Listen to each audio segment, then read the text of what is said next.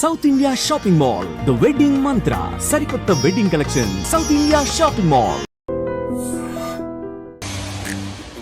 నమస్తే, welcome to I dreams celeb chat with Kavitha. ఈరోజు మనతో పాటుగా ఒక వెరీ స్పెషల్ గెస్ట్ ఉన్నారు. సినిమాలు అనగానే తెలుగు అమ్మాయిలకి వాళ్ళ పేరెంట్స్కి మాత్రం ఒక చిన్న భయం ఉంటుంది. అమ్మాయిలు ఎంత వెళ్దామని చెప్పినా వారిస్తూనే ఉంటారు. బట్ మనతో పాటుగా ఒక తెలుగు అమ్మాయి ఉన్నారు. తన హీరోయిన్గా ట్రై చేశారు, సినిమాల్లో బోల్డన్ని రోల్స్ వేశారు, సౌత్ ఇండియన్ లాంగ్వేజ్ అన్నిట్లలోనూ పనిచేసి ప్రస్తుతం సీరియల్స్ చేస్తున్నారు. ఓపెన్గా మాట్లాడతారు, ఏదైనా డైరెక్ట్గా మాట్లాడడమే తన తత్వం. మనతో పాటుగా ఉన్నారు పూజిత జొన్నలగడ్డ గారు. పూజిత గారు నమస్తే, ఎలా ఉన్నారు మీరు? నేను బాగున్నాను, మీరు ఎలా ఉన్నారు? ఐఎమ్ గుడ్ అండి, నేను చాలా బాగున్నాను. So right from the beginning మీరు సినీ ఇండస్ట్రీలోకి వచ్చినప్పటి నుంచి ఇప్పటిదాకా అలానే ఉన్నట్టున్నారు. ఏమైనా మారిందా? ఏం మారాలనుకున్నారు? ఏం మారలేదు. ఏది ఏం మారలేదు. కొంచెం లైఫ్లో అలా వెళ్ళి ఇలా వచ్చాను. బట్ ఐఎమ్ కాన్స్టాంట్లీ అది వెళ్ళింది ఇలా జరిగింది అనే దాని గురించి ఏమీ రిగ్రెట్స్ లేవు. యూజువల్గా ఇలా ఇలా ఇలా ఇలా ఉంటేనే లైఫ్ కదా. ఒక ఇది చూస్తుంటాం కదా, లైఫ్ లైన్ అనగానే ఇలా ఇలా ఉంటుంది అంటే up and down up and down up and down study, అదే లైఫ్ కదా. అంతే కదా. మరి సో అంటే బెదిరిపోయామంటే బెదిరిస్తూనే ఉంటారు, పారిపోయామంటే పరిగెట్టిస్తూనే ఉంటారు. సో యూటర్న్ తీసుకొని మనం పరిగెట్టడం మొదలెడితే వాళ్ళు పరిగెడతారు. ఈ మీరు చెప్పినటువంటి సిద్ధాంతం అందరికీ అన్ని చోట్ల వర్తిస్తుంది కదా. వర్తించాలి. ఆడపిల్ల అనే చోట ఎక్కడైనా సరే, ఆడది అన్న చోట ఇది వర్తించాలి. యూటర్న్ తీసుకోవాలి, ప్రతి ఆడది తీసుకోవాలి. ఎంతసేపు కూర్చొని ఏడుస్తారండి? వంటింట్లో ఏడవటం, లేదా ముసుగు పెట్టుకొని ఏడవటం, లేదా పక్కకు పోయి ఏడవటం, లేదంటే చచ్చిపోవటం. ఎవరి కోసం చచ్చిపోతారు? మనకు ఫస్ట్ బర్త్ సర్టిఫికేట్ దేవుడు ఇచ్చినప్పుడు, మనల్ని పంపించినప్పుడు భూమి మీదకి బర్త్ సర్టిఫికేట్ ఫస్ట్ ఇలాగే చూసుకుంటాం. ఎందుకంటే పుట్టాం కాబట్టి పండగలు చేసుకుంటారు. బట్ దాంతోపాటే వీసా కూడా ఇచ్చుంటాడు ఆయన. వెనక్కి తిరిగేస్తే పోయే కాలం కూడా ఎప్పుడో రాసి ఉంటుంది అక్కడ. ఎక్స్పైరీ డేట్ ఎప్పుడు ఉంది అనేది ఉంటుంది. అది చూడరు, ఎందుకంటే అది బాధకు సంబంధించింది కాబట్టి. సో ఏదో ఒక రోజు పోవాల్సిందే. అంతవరకు ఎవరి కోసమో పోవాల్సిన అవసరం లేదండి. కష్టం వచ్చింది, ఆదుకునే వాళ్ళు లేరు, ఏం చేస్తే మనం నిలబడగలుగుతామో దాని గురించి ఆలోచించాలి, అంతే. సో పూజిత గారిలో ఒక తత్వం ఎప్పటి నుంచి డెవలప్ అయింది? ఇది ఎప్పుడు ఇంతే మొండిదాన్ని, అసలు భయం తెలీదు. అలాగే నేను ఇలా అన్నానంటే వాళ్ళు బాధపడతారు అని కూడా నేను నిజం చెప్తాను కాబట్టి బాధ కాసేపే ఉంటుంది. బట్ ఇంటికి వెళ్ళి ఒక 2 నిమిషాలు పక్కన కూర్చొని ఆలోచిస్తే ఇలా అనేస్తుంది ఏంటి మొహాన అనుకుంటే ఆ నిజం ఏంటి తెలుస్తుంది. బట్ నాకు సోప్ వేయటం, ఐస్ వేయటం రాదు, డైరెక్ట్గా చెప్పేస్తాం ఏదైనా. కానీ కాకుంటే మనకు కొంచెం బెనిఫిట్ జరగాలి, మనం బాగుపడాలి అనుకున్నప్పుడు కొన్నిసార్లు మీరు అన్నట్టుగా సోప్ వేయడమా, బటర్ పూయడమా, ఇట్లాంటివి కొన్ని అవసరము అనేటువంటి ఇండస్ట్రీలో ఉన్నారు మీరు కదా. కానీ నేను వేయను, వెళ్ళిపోతా, పక్కకి వెళ్ళిపోతా, అడగను అలాగా. కొన్ని నచ్చలేదనుకోండి, ఫస్ట్ చూసి అట్మాస్ఫియర్ చూసుకుంటాను. ఎవరైనా వచ్చి మాట్లాడినప్పుడు ఏంటి పరిస్థితి అని అడుగుతాను. అమ్మా కొంచెం కష్టమేనమ్మా అంటే మంచిది, వేరే వాళ్ళని వెతికి పెట్టుకోండి అని చెప్పి వెళ్ళిపోతాను. బట్ మళ్ళీ అడగటం, వెనక్కి తిరిగి చూడటం ఉండవు. వేరే ఎక్కడో రాసి ఉంటుందండి మన కోసం. నేను కావాలనుకునే వాళ్ళు తప్పకుండా ఉండే ఉంటారు, పిలుస్తారు నన్ను. కొంచెం లేట్ కావచ్చు, బట్ నాకు చేయాలన్న తపన ఉంటే హాలీవుడ్కి కూడా పోయి చేయొచ్చు. నేను ఆ తపన ఉండాలి. చాలాసార్లు నేను పడిపోయాను. వివేకానంద గారు చెప్పినట్టు కెరటం పడిపోతుంది, మళ్ళీ లేస్తుంది. అలాగే మనిషి కూడా పడిపోతే లేవటానికే ట్రై చేయాలి ఎప్పుడు కూడా, అక్కడే ఉండిపోకూడదు. అది కాదు మన ఎండ్, ఎక్కడో ఉంది మన ఎండ్. అప్పటిదాకా లేస్తూనే ఉండాలి, లేవాలి, పోరాడాలి, జయించాలి, అప్పుడు నవ్వాలి. కానీ మీ కళ్ళల్లో ఏంటి ఒక రకమైన చెమ్మ కనిపిస్తుంది నాకు. ఎందుకు అంటే చాలా కాలం తర్వాత, అంటే ఈ మధ్య ఎవరికి ఇంటర్వ్యూస్ ఇవ్వట్లేదు. మామూలుగా నాకు ఏడ్చే అలవాట్లేదు. నానున్నప్పుడు మాత్రం ఎక్కడెక్కడంత అన్ని షూటింగ్స్కి వెళ్ళిపోయి వచ్చిన తర్వాత నాన్నెప్పుడు నా దగ్గరే ఉండేవారు. సో తనకు వచ్చి చెప్పి చెప్పి చెప్పి అప్పుడు ఏమన్నా ఎవరైనా నన్ను ఇబ్బంది పెట్టుంటేనో, లేకపోతే గట్టిగా కసురుంటేనో అక్కడేమనను, ఇంటికి వచ్చి మా నాన్న దగ్గర ఏడ్చేదాన్ని. మా నాన్న దగ్గర మాత్రం ఏడ్చేదాన్ని. అప్పుడు మాత్రమే నేను ఆడపిల్లని, మిగతా అంతా మగరాయిడే. ఎక్కడికైనా ఒంటరిగా వెళ్ళటమే, భయపడేదంటూ ఏం లేదు. 2 ఇచ్చి వచ్చేదాన్ని ఏదైనా తేడా ఉంటే. సో దానికి కూడా భయపడేదాన్ని కాదు. సో గుర్తొచ్చింది ఒకసారి. ఏం గుర్తొచ్చింది? నేను అదే అడగబోతున్నా. ఇప్పుడు ఏం గుర్తొచ్చింది? ఇండస్ట్రీ ఫస్ట్ నుంచి జర్నీ ఎలా ఉన్నింది అనేది గుర్తొచ్చింది చప్పున. ఇలా అంతా ఫేస్ చేసి వచ్చాం కదా. అంటే ఒక మూమెంట్లో నేను అనుకుంది ఎక్కడో ఉంటానని, ఎక్కడో ఉండాల్సిన ఇది లేకుండా ఎక్కడో ఉన్నాను వేరే దాంట్లో, ఎక్కడో ఉంటాను కదా అనుకున్నాను. కానీ మనం అనుకున్నవన్నీ అనుకున్నట్టు జరిగేలాగా రాయుడుగా దేవుడు అనేవాడు, మన రాత ఒకలాగా రాసి ఉంటాడు. సో ప్రతి మనిషి తప్పు చేస్తారు, నేను కూడా అలాగే తప్పు చేశానేమో, వైవాహికం అనే దీంట్లో పెళ్లి విషయంలో నేను తప్పు చేశానేమో, దానివల్ల నేను చెల్లించుకోవాల్సి వచ్చింది. నేను ఏదైతే ఇష్టం అనుకున్నానో దాన్ని కొన్ని సంవత్సరాలు దానికి దూరంగా వెళ్ళిపోయి, దాన్ని ఎంత ఇష్టం అంటే నా ప్రాణం కంటే ఎక్కువ నాకు సినిమా అంటే. మా ఇంటికి వస్తే మీరు మా ఇంట్లో వస్తువుల కంటే ఎక్కువ నా మేకప్ మెటీరియలే చూస్తారు. ఎక్కడేం కనిపించినా ఆగను, వణికిపోతాను అసలు అది కొనకపోతే, అలా ఉంటాను అనమాట. అలా అంత ఇష్టం నాకు. అలాంటిది నేను కొన్ని సంవత్సరాలు నా పేరే లేదు ఇండస్ట్రీలో. ఒక ఇంట్లో తాళం పెట్టున్నాను నేను, ఇంట్లో నేను ఉంటే బయట తాళం ఉంది ఒక 7 సంవత్సరాలు. ఎందుకలా? చెప్తున్నాను కదా, స్వయంకృత అపరాధం అంటారు. పెళ్ళి అనేది స్వయంకృత అపరాధం. నా విషయంలో, అందరినీ అనట్లేదు నేను, ఎవరిని అంటే అందరికీ అలాంటి రాతలు రాసుండడు దేవుడు, నాకు రాశాడు. దేవుడే రాశాడు, నేనే రాసుకున్నాను. మొత్తానికైతే అనుభవించాం. అలా జరగాలని ఉందేమో. అంతేగా, జీవితం అంటే అదే. ప్రతి మనిషికి ఒక రాత రాసుంటాడు. ఇప్పుడు నేనున్నాను, నాకు ఇలా అనుభవించాలి అని. ఇంకొకరికి వాళ్ళు టాప్కి వెళ్ళిపోవాలి అని ఉంటారు, వెళ్ళిపోతారు. ఒక్కొక్కరికి ఒక్కొక్కటి, కానీ ఖచ్చితంగా ఏదో ఒకటి అయితే రాసుంటారు. సో ఇప్పుడు మీరు సినీ ఇండస్ట్రీకి రావాలనుకున్నారు, అదే కంప్లీట్ జీవితం, అదే ప్రాణం అనుకున్నారు, that is everything for you అనుకున్నారు. అవును. ఆ టైంలో ఇలా అప్స్ అండ్ డౌన్స్ ఉంటాయి. ఎప్పుడైనా ఒక ఆలోచన వచ్చిందా, లేదు నేను ఇదే పొజిషన్లో ఉండాలి అనే భావనతోనే వచ్చారా మీరు? నేను అలాగే ఉండాలనుకున్నాను, నేను అలాగే ఉన్నాను మా నాన్నగారు ఉన్నంత వరకు. ఇండస్ట్రీలో నేను ఇలాగే ఉండాలనుకున్నాను, నన్ను అలాగే ఉంచారు కూడా. నాన్నగారు డాక్టర్ కాబట్టి ఇండస్ట్రీలో అందరికీ పరిచయం అనమాట చెన్నైలోనే. సో అందరూ డాక్టర్ గారు అమ్మాయి అని ఒక చిన్న పిల్లలాగా చూసేవాళ్ళు చక్కగా. అండ్ ఏదైనా అవకాశం అంటే ఫస్ట్ నాన్నగారికి ఫోన్ చేసి చెప్పేవాళ్ళు, పాపను అక్కడికి పంపించండి లేదా తీసుకుని వెళ్ళండి, మీరు పలానా చోట అవకాశం ఉంది, బాప పేరు చెప్పాము అని చెప్పేవాళ్ళు. సో అక్కడికి వెళ్తే కన్ఫర్మే, ఏది ఫెయిల్ అవ్వాల. ఇంకొకటి, సినిమాలు చేస్తూ ఇద్దరు పెళ్ళాల ముద్దులు పోలీస్ చేసేసరికి ఇండస్ట్రీలో నాకు ప్రాబ్లం ఏంటంటే రాజేంద్ర ప్రసాద్ గారితో అయింది. ఆయనకు నేను నచ్చలా, నా స్ట్రైట్ ఫార్వర్డ్నెస్ నచ్చలా. సో ఒక్కసారిగా మా సినిమా హిట్ అయ్యేసరికి బోల్డ్ సినిమాలు వచ్చినాయి ఆయన పక్కనే, టపా పీక్ అవతల పడేశారు. వద్దన్నా సార్. ఎందుకు నచ్చలేదు స్ట్రైట్ ఫార్వర్డ్గా ఉంటే? అదే మీరు అన్నారు కదా ఇందాక, నన్ను తానా అనాలి, ఐస్ పెట్టాలి, తందానా అనాలి, ఇవన్నీ ఉంటాయి కదా అని. అలాంటివి మనం చేయనప్పుడు ఏమవుతుంది అంటే వాళ్ళ ఈగో గెలుస్తుంది. నేను ఈగో అని అనను, కానీ సెల్ఫ్ కాన్ఫిడెన్స్ నేను పోగొట్టుకోవడానికి ఇష్టపడను. నేను నాలాగే ఉండాలనుకున్నాను, నాలాగే ఉన్నాను. అక్కడే చెప్పాను, ఆ రోజే చెప్పాను, నేను నాకు చేయాలనే తపన ఉండాలి, కానీ నేను హాలీవుడ్లో అయినా చేస్తా. 2-3 సినిమాలు పోయినంత మాత్రాన నేను ఇండస్ట్రీ వదిలేసి వెళ్ళను. మా నాన్నగారు అదే అన్నారు, ఇప్పుడు కూడా నువ్వు చేస్తావా అమ్మా అని. ఇప్పుడు కూడా చేస్తాను. కాకపోతే వరుసగా 7-8 సినిమాలు పోయాయి, మీకేమో చెయ్యాలనే ఫీల్ ఉంది, అక్కడేమో హీరో గారు వద్దన్నారు, తీసేశారు. వాట్ అబౌట్ డైరెక్టర్, ప్రొడ్యూసర్, మిగతా వాళ్ళది అక్కడ చెల్లలా.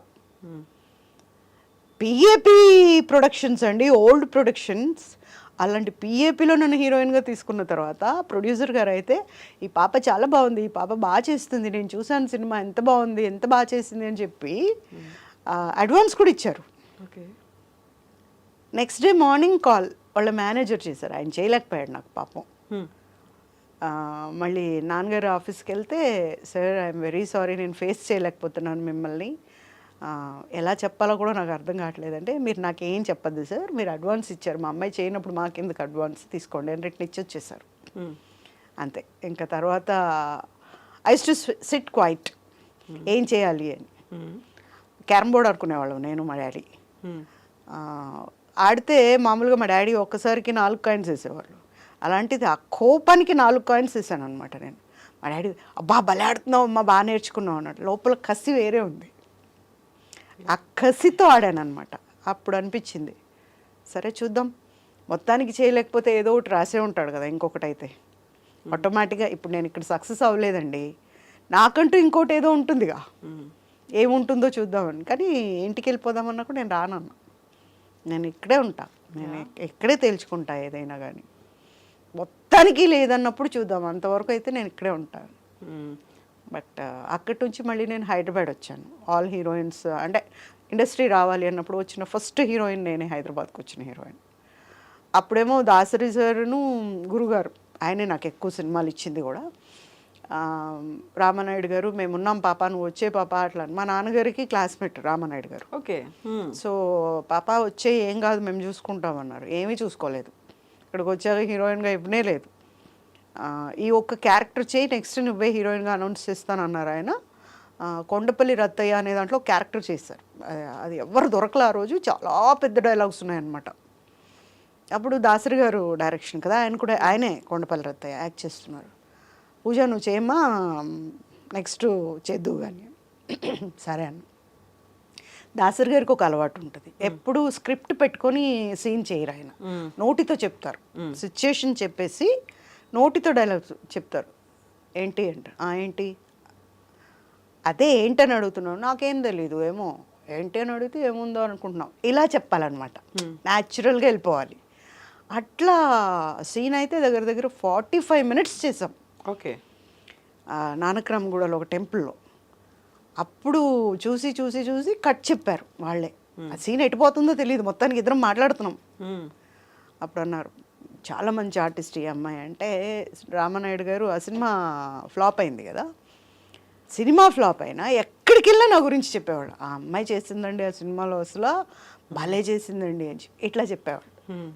తర్వాత మాత్రం హీరోయిన్గా ఇవ్వలేదు, మళ్ళీ క్యారెక్టర్స్ ఇచ్చారు, హీరోయిన్గా ఇవ్వలేదు. దెన్ ఒకటి అనుకున్నా, అంటే కొన్నిట్లో నేను కూడా అందరిలాగా కాదు కాబట్టి నేను హీరోయిన్గా టాప్కి వెళ్ళలేకపోయాను. అంటే ఇన్ ద సెన్స్ అదే కొంచెమైనా తగ్గి ఉండటం లేదా అడుక్కోవటం చేసి ఉండాల్సిందేమో, నేను చేయలేదు. కొంచెమైనా తగ్గి ఉండడం, అడుక్కోవడం, దీంతో పాటుగా బాగా వినిపించింది కాంప్రమైజ్ అవ్వడం అనేది. అలాంటివే కమిట్మెంట్లు, అలాంటివే జరగనప్పుడే కదా మరి ఇలాంటివి అవుతాం. మనం ఇక్కడే ఉంటాం, వేరే వాళ్ళు పైకి వెళ్తూ ఉంటారు. అలాంటివి చేయలేకపోయామండి, ఎందుకంటే ఏమో అది మన దాంట్లో లేదు, మన హిస్టరీలో అది లేదు. ఇప్పుడు మీరు రాజేంద్ర ప్రసాద్ గారి దగ్గర నుంచి ఆ ఒక నో అనేది వచ్చిన తర్వాత 7 సినిమాలకి మిమ్మల్ని తీసేసిన తర్వాత ఆయన ఒక స్ట్రగుల్ ఉంది. ఆ తర్వాత మళ్ళీ హైదరాబాద్కి వచ్చిన తర్వాత సేమ్ అలాంటి సిచ్యువేషనే అనేది ఎదురైపోయింది. ప్రతి చోట పూజిత వెళ్ళింది, లేకపోతే పూజితకు అక్కడ ఆఫర్ ఇవ్వాలి అనుకున్నప్పుడు వచ్చేటువంటి ఆన్సర్స్ ఎలా ఉండేది, క్వశ్చన్స్ ఎలా ఉండేవి అసలు? వెళ్ళగానే అందరికీ తెలిసింది ఏంటంటే నాకు బాగా పొగరని. అండ్ ఆ మూమెంట్లో నాకు మంచి పేరు వచ్చింది ఆర్టిస్ట్గా. బ్యాక్గ్రౌండ్ లేకపోయినా ఆర్టిస్ట్గా చాలా మంచి పేరు వచ్చింది నాకు, ఏమై మంచి ఆర్టిస్ట్ అనేది. సో ఆ దీంట్లో కొంతమంది నన్ను అడగలేదు, కొంతమంది ఈ అమ్మాయిని పెట్టుకోవడం అవసరం అంటారా అనుకున్నారు. ఈ అమ్మాయి కంటే బెటర్ క్యాండిడేట్ ఎవరైనా మనం చెప్పింది వినేవాళ్ళు ఉంటారు కదా, ఎందుకు అన్న దీంతో డ్రాప్ చేసుకున్న వాళ్ళు ఉన్నారు. నన్ను మ్యాక్సిమం అడిగే స్టేజ్ రాలే, ఎందుకంటే ఇప్పుడు ఆ ఛాన్స్ నేను ఇవ్వాల. మట మట మట మట మాడుతూ ఉంటుంది ముఖం అంటారు చూడండి, అలా ఉండేదాన్ని నేను ఎప్పుడు బగబగ. సో అంత దూరం రాలేదు, కానీ ఆఫర్స్ అయితే వెళ్ళిపోయేవి. ఇంటికి వచ్చి ఇంకా అడ్వాన్స్ పంపిస్తారనో అప్పుడు, అంటే ఫస్ట్ కన్ఫర్మేషన్ అడ్వాన్స్తోనే అయ్యేది. సో ఇప్పుడు మేనేజర్ తీసుకొస్తాడు ఇంటికి అనేసి ఇంట్లో పోయి మనం రిలాక్స్గా ఉన్నప్పుడు ఫోన్ వచ్చేది, వేరే వాళ్ళని పెట్టేశారు అంతే. అలా బెడ్ మీద దొలుతుందని హాయిగా నిద్రపోయేదాన్ని, ఇంకా టెన్షన్ లేదు, వస్తుందా రాదా అన్న ఆలోచన లేదు, హ్యాపీగా పడుకొని లేసి అంతే. మేనేజర్ దగ్గర నుంచి ఏం చెప్పేవాళ్ళు అసలు? యాక్చువల్గా ఇలాంటివి ఏమైనా ఉంటే ఎలా కన్విన్స్ చేయాలి? మరి మిమ్మల్ని అనుకున్నారు, కానీ దాంట్లో ఏమైందంటే వాళ్ళు ఏదో కథ సృష్టించి చెప్పేవాళ్ళు, మేనేజర్ చెప్పలేక. మనకు అప్పుడు అర్థమైపోయేది మనం పనికిరాము వీళ్ళకి అని. అలా చాలా వరకు ఇలాంటిది ఏదైనా ఉంటే మేనేజర్లే మధ్యలో మీడియేటర్లుగా ఉంటారు, లేకుంటే ఇలాంటివన్నీ కూడా వాళ్ళకి ఇంకొక ఆర్టిస్ట్ ఉంటారు కదా, వాళ్ళ చేతిలో కొంతమంది ఆర్టిస్టులు ఉంటారు. నేను కాకుండా వాళ్ళకి సంబంధించిన ఆర్టిస్ట్ని పెడితే వాళ్ళకి కమిషన్ వస్తుంది, okay, and they get good name కదా. ఇప్పుడు నేను అనుకోండి నా పాటికి నేను పోతా, నేను ఎవరిని పట్టించుకోను, ఏ కమిషన్ అన్నారంటే నేను మొహానే అడిగేస్తా, ఇదేం పనండి అని. ఓకే, కష్టంలో ఉంటే మనం ఇచ్చేది తృప్తినిస్తుంది. నువ్వు ఒక రేట్ పెట్టుకొని ఈ రేట్ నాకు ఇవ్వాలి అంటే నాకు మండుతుంది. ఎందుకు ఇవ్వాలి నీకు? నన్ను తీసుకుంటుంది వాళ్ళైతే నేను నీకు ఇవ్వటం ఏంటి కమిషను? తర్వాత నాన్నగారు ఒక పిఎన్ పెట్టారు చూసుకోవటానికి, ఒక పెద్ద ఆయన్నే పెట్టారు. మా కర్మకి ఆయన ఎలాంటోడంటే ఆయన కూడా మా అలాంటోడే. సార్ వాళ్ళు కొంచెం ఎక్కువ మాట్లాడుతున్నారు సార్, వాళ్ళు వద్దు సార్ మనకి, ఆయనే చెప్పేసేవాడు ముందు. సో ఎక్కడైనా జరుగుతుంది అని కూడా లేదు. ఒక సంజీవ్ రెడ్డి గారు అని డైరెక్టర్ గారు ఉన్నారు కదా, శ్వేతనాగు, సౌందర్యతో చేశారు. ఆయన కోపిష్టి బాగా. నేను అప్పుడే కొత్తగా వచ్చి ఇండస్ట్రీలో చేస్తున్నా, 4-5 సినిమాలు చేస్తున్నా. అప్పుడు ఆయన అడిగారంట ఈ అమ్మాయిని డేట్స్ కావాలి అని అడిగితే ఈయన ఇంటికి వచ్చి, సార్ మీ అమ్మాయిని తీసుకుని ఊరు వెళ్ళిపోండి కానీ ఆ ఎదోకి మాత్రం ఇవ్వద్దండి అని చెప్పాడంట. అంటే అంత కోపిష్టి అనమాట ఆయన. మీ అమ్మాయి అంతే, ఇద్దరికి రోజు గొడవలే ఉంటాయి, సినిమా జరగదు, లేనిపోని గోళ్ళు వస్తాయి సార్, మొత్తం పేపర్లో మీరే ఉంటారు, వద్దు అని చెప్పాడంట. సో ఆయన మొన్న నాకు ఈ సీరియల్ డైరెక్టర్ అనమాట ఆయన, ఇప్పుడు నేను చేసిన సీరియల్ డైరెక్టర్. ఇప్పుడు ఆయన చెప్పారు, నేను నీ డేట్స్ ట్రై చేశాను తెలుసా పూజితా అంటే, తెలుసు సార్ మీకు బాగా పొగరంట కదా అన్న. ఇలా చూసాను ఆయన, అదేంటి అలా అన్నావు అని. అవును సార్ మాకు డేట్స్ చూస్తున్న అంకుల్ చెప్పారు మీకు బాగా పొగరంట, నాకు కూడా పొగరే కదా, అందుకని 2 పొగర్లు పనిచేయవద్దు, ఒకే ప్లేస్లో ఉండకూడదు, అందుకని డ్రాప్ అయిపోయాం సార్. నాకు తెలుసమ్మా నీ గురించి, నువ్వు యాక్ట్ చేస్తున్న సినిమా ప్రొడ్యూసర్ నా ఫ్రెండ్, నేను రోజు వచ్చేవాడిని, అందరూ నీ గురించి బాగా చెప్పేవాళ్ళు, బాగా కోపం ఎక్కువ కానీ భలే ఆర్టిస్ట్ ఈ అమ్మాయి అని చెప్పేవాళ్ళు, నేను వినేసి వెళ్ళిపోయేవాడిని, ఇప్పుడు నేనే చేస్తున్నాను నీతో, ఐఎమ్ వెరీ హ్యాపీ అని.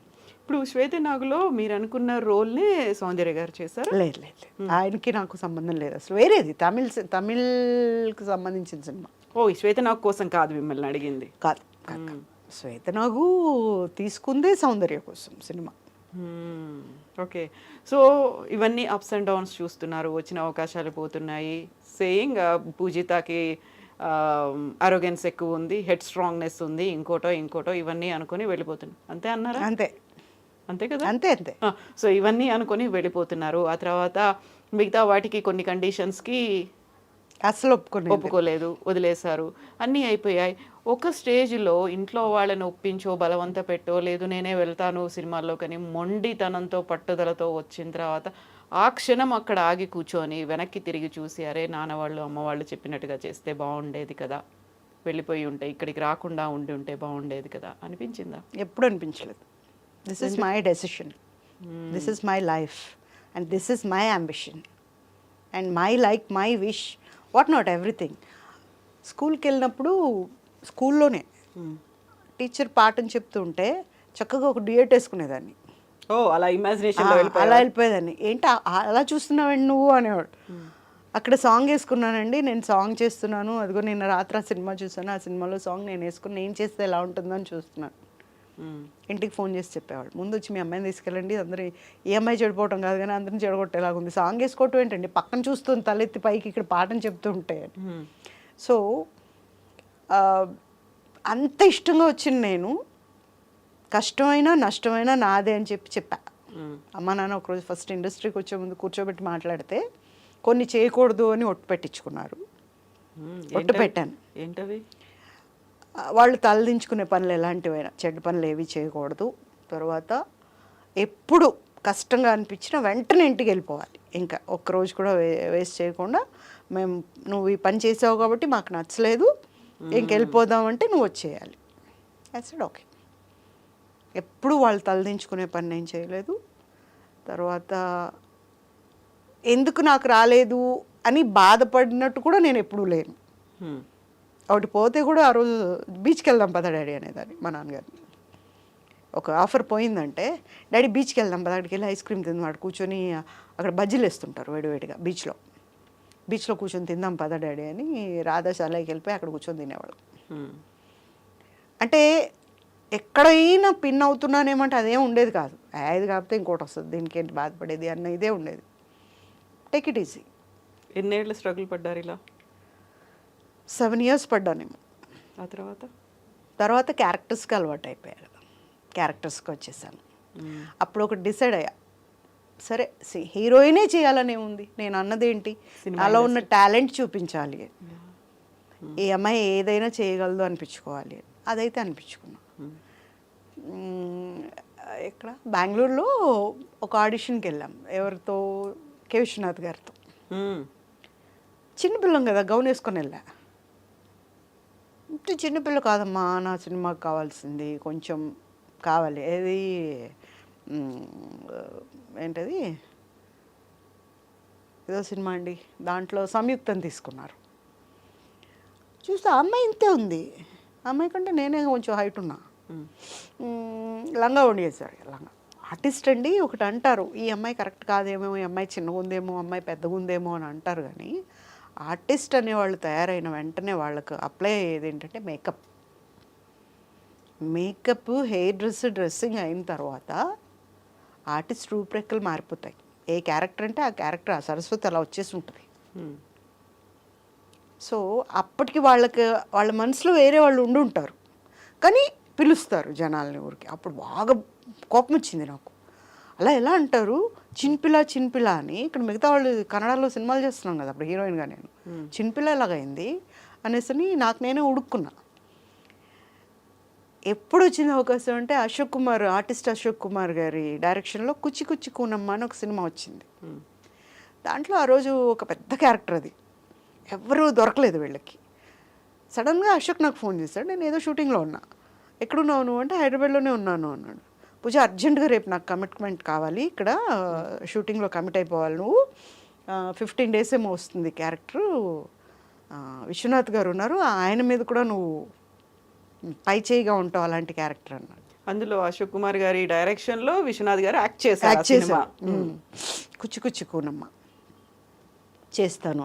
He's my good friend. మా ఇద్దరి జర్నీ 32 years ఏమో, నాది Ashok Kumar. He's a very good friend of me. And సరే అని చెప్పి వెళ్ళిన తర్వాత అట్లా దూరంగా కూర్చొని ఉండేవాళ్ళు, ఎప్పుడు ఏదో ఆలోచిస్తూ ఉండేవారు గురుగారు. దండం పెట్టి నమస్తే పెట్టి ఇట్లా దూరంగా నేను కూర్చునేదాన్ని, అబ్జర్వ్ చేస్తూ ఉండేవారు. తర్వాత ఇంకోటి ఏంటి, నాకు ఒక మంచి వాయిస్ ఉంది. పాటలు పాడతారా? పాడతాను, కానీ జనాల ముందుకు పోతే రిస్క్ అయితే చేయను, ఇంట్లో అయితే బాగానే పాడుతుంటా. ఓకే, మంచి వాయిస్ అంటే డైలాగ్ ఎలా చెప్పినా కూడా ఆ మాడ్యులేషన్లో చెప్తా. అలా చెప్తూ ఆయన కాంబినేషన్ స్టార్ట్ అయింది. ఫస్ట్ చెప్పా, మళ్ళీ ఎవరో తప్పు చేశారు, మళ్ళీ second take, third take, fourth టేక్లో విశ్వనాథ్ గారు యాక్షన్ చెప్తున్నారు. అశోక్ చూస్తున్నాడు, విశ్వనాథ్ గారు చెప్తున్నారు, ఆయన ఉన్నారు ఆ సీన్లో. స్టార్టింగ్ డైలాగ్ నేనే, అప్పుడు యాక్షన్ చెప్పట్లే, ఆయన ఇలా చూసి అన్నారు, నేను ఎత్తుకున్నా. మొత్తం డైలాగ్ చెప్పేసిన తర్వాత, గురుగారు నేను భయపడ్డాను, మీరు ఇలా అన్నారు, ఈ అమ్మాయి చెప్తుందో లేదో అని. అమ్మాయిలో మంచి సరస్వతి ఉంది, నేను చేసినప్పుడు ఈ అమ్మాయి ఎందుకో నాకు దొరకలేదన్నారు. అప్పుడు చెప్పారా? శుభ్రంగా బాసిం పట్టేసి కూర్చొని మరీ చెప్పా. ఫ్రాక్ వేసుకొని వచ్చానంటే చాళుక్య హోటల్లో బెంగళూరులో నేను నాన్నగారు వచ్చాం, మీరు ఇలా అన్నారని. అవునా, ఏ కళతో చూసి వచ్చానో నేను అప్పుడు. లేదమ్మా నువ్వు చాలా మంచి ఆర్టిస్ట్వి, చాలా అందగత్తెవి కూడా కాదు, చాలా అందగత్తెవి నువ్వు అన్నారు. అప్పుడు అనిపించింది, సినిమా చేయకపోయినా పర్లేదు, ఆయనతో ఆస్కార్ అవార్డు రాకపోయినా పర్లేదు, మామూలు అవార్డు రాకపోయినా, ఇంతకంటే ఏం కావాలి. So I was very happy.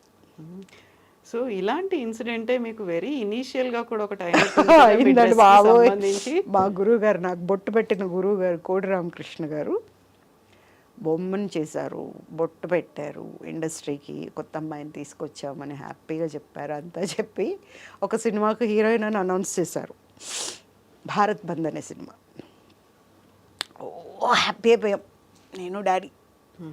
మా డాడీ అన్నారు, కొట్టావమ్మా, నువ్వేమనుకున్నావో అది కొట్టావు, గోల్, వెరీ గుడ్, అట్లా ఇట్లా అంతా అనుకున్నాను. ఇంకా సినిమాలు ఆఫర్స్ వస్తున్నాయి.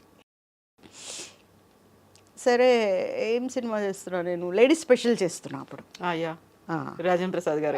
అక్కడ కూడా అదే రామాయణమే. వెళ్ళి చేస్తుంటే లాంజ్లో కూర్చొని ఉన్నా, రెడీ అయిపోయి లొకేషన్కి వెళ్ళాలి, కార్ రాలేదు ఇంకా. ఈ లోపల కోడి రామకృష్ణ గారు వచ్చారు, ఆయన వెళ్తున్నారు లొకేషన్కి. వెళ్తే ఇలా తిరిగి చూస్తే నేను లేచి, గురుగారు నమస్తే అండి అన్న. నమస్తే, నేను ఎక్కడో చూశానే నేను అన్నారు. అదేంటండి అలా అంటారు, నేనండి పూజితుని అంటే. అయ్యో నువ్వు ఏంటిది అన్నాడు. ఏంటండి అన్న. ఏంటి అవతారం ఏంటి, నువ్వేంటి, సరే సరే నేను తర్వాత మాట్లాడదాను, నేను వెళ్ళిపోయారు. అవతారం అంటారేంటి, నేనేమున్నాను, నేను ఇంకా మేకప్ కూడా వేసుకోలేదే, రెడీ కూడా అవ్వలేదు, ఉన్నారు మరి. స్కర్ట్ వేసుకొని ఉన్నా. ఓకే. వెళ్ళిపోయారు. వెళ్ళిపోయిన తర్వాత డేట్స్ ఇచ్చారు నాకు. డేట్లు వస్తున్నాయి కానీ వేరే సినిమా కమిట్ అవ్వలేదు. డేట్లు ఇంకా ఏంటి పిలవట్లేదు అనుకుంటే అప్పుడు మేనేజర్ చెప్పాడు, మిమ్మల్ని రీప్లేస్ చేశారు, మీరు కాదు అక్కడ, వేరే వాళ్ళు పెట్టారు. అదేందుకు అంటే మీరు ఏదో ఆడ్ డ్రెస్లో కనిపించారంట కోడి రామకృష్ణ గారికి, అందుకని మిమ్మల్ని హీరోయిన్గా తీసేశారు. మా ఇంట్లో ముందు చీపురు తీసుకొడతారు ఆడ్ డ్రెస్ వేసుకున్నానంటే. అలాంటివన్నీ ఒట్టు పెట్టుకొని వచ్చాను కదా నేను, అలా చేయను అవన్నీ అని. ఎక్కడ వేసుకున్నాను, ఏం వేసుకున్నాను, ఎప్పుడు కనిపించాను నేను గురుగారికి అనుకుంటే లాంజ్లో మాత్రమే కనిపించాను. అప్పుడు మాత్రం ఏంటి అవతారం అని అన్నారు. అంటే స్కర్ట్లో ఉన్నాను, రోజు ఇంట్లో స్కర్ట్లు వేసుకొని కదా ఉంటాం మామూలుగా అని. మా డాడీ దగ్గరికి వెళ్ళి స్కర్ట్ వేసుకున్నందుకు ఏమన్నా హర్ట్ అయ్యారేమో ఆయన, అలా ఎందుకు అనేసానంటే అప్పుడు మేనేజర్ బాగా చెప్పావమ్మా, అదే స్కర్ట్ వేసుకొని ఉన్నావంట నువ్వు, అందుకని నిన్ను మార్చేశారు. అసలు భూమి ఆకాశం ఒకసారి దమా దమా దమా దమా అన్న సౌండ్ వచ్చేసింది నాకు. కోడి రామకృష్ణ గారి సినిమా కదా, అప్పుడు మంచి పీక్లో ఉన్నారు ఆయన. అంతే. అడగలేదా ఆ తర్వాత? ఆ తర్వాత ఒక ఫంక్షన్లో కలిసినప్పుడు ఏంటి గురుగారు నాకు సినిమా ఇవ్వలేదు, ఇలా చేశారు అంటే, లేకపోతే ఏంటి పిచ్చి పిచ్చి అవతారాలు ఏంటి, అలా ఉంటారా, చక్కగా చీర కట్టుకొని ఉండాలి కానీ అన్నారు. ఆ మాట ముందే చెప్పుంటే మీరు ఏ ఏరియాలో తిరుగుతారో ఆ రోజంతానే చీరలు కట్టుకొని ఉండేది. అప్పుడు చీర కట్టుకోవటం కూడా వచ్చేది కాదు. అంటే సినిమా ఇండస్ట్రీకి వచ్చిన వాళ్ళు ఎవ్వరు కూడా చీరల్లోనే కనిపించరు, మోడర్న్ డ్రెస్కి అలవాటు. ఇప్పుడు ఫస్ట్ ఒక పల్లెటూరు నుంచి ఒక అమ్మాయి వచ్చింది అనుకోండి, ఆ అమ్మాయికి కన్ఫర్మ్ అయిన మరుసటి రోజు చూడండి ఆ అమ్మాయిని జీన్స్లో ఉంటుంది. మేకోవర్స్ అంటారు కదా అలా.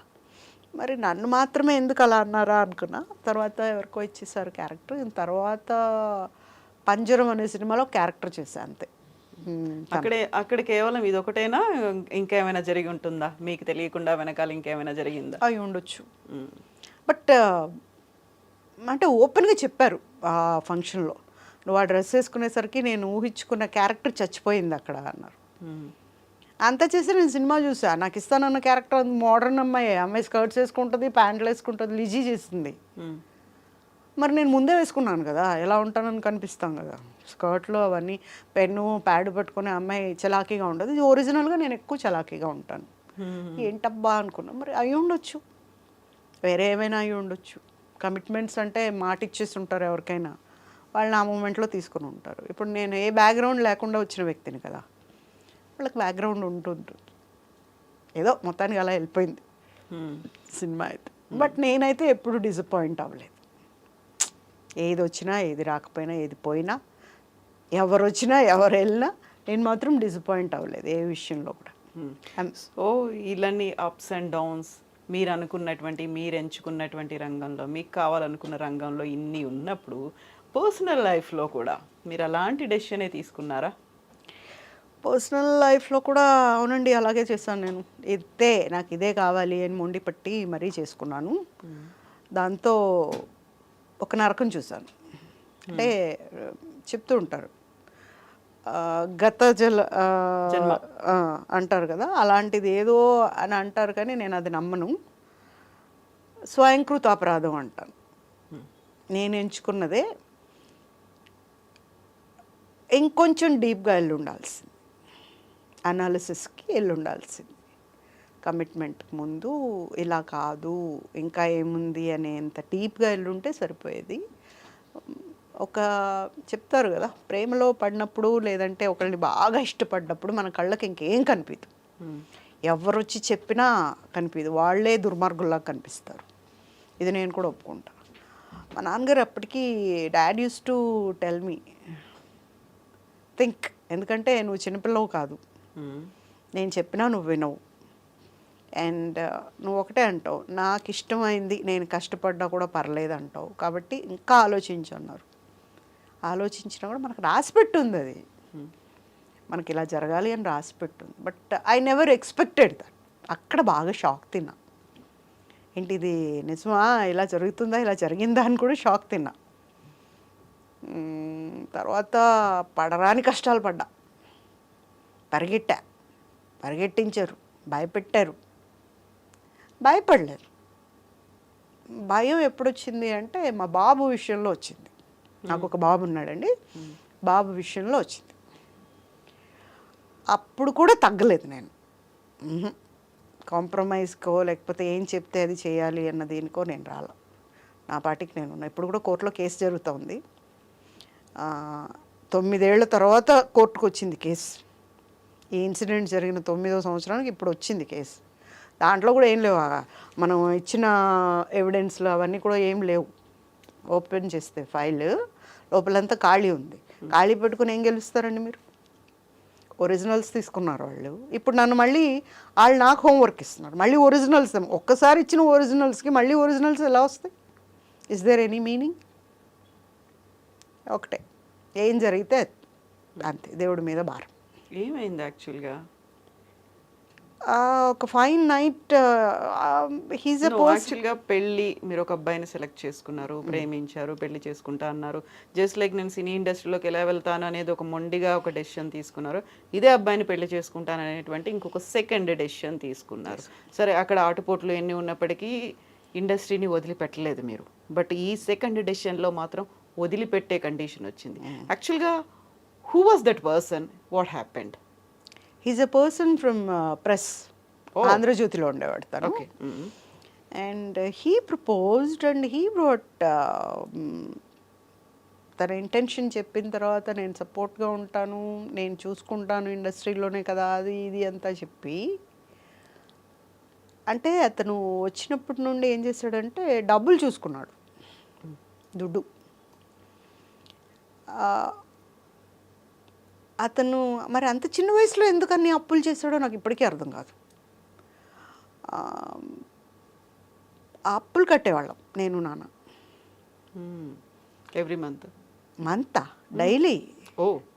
రోజువారీ పెట్టుకున్నారు వాళ్ళు. ఇంకా అయిన తర్వాత వస్తే అప్పుడు ఆంధ్రజ్యోతిలో ఒక ఆయన ఎవరో మా నాన్నగారికి ఫోన్ చేసి, పువ్వు లాంటి అమ్మాయిని ఎలాంటి వాళ్ళ చేతిలో పెట్టారు మీరు,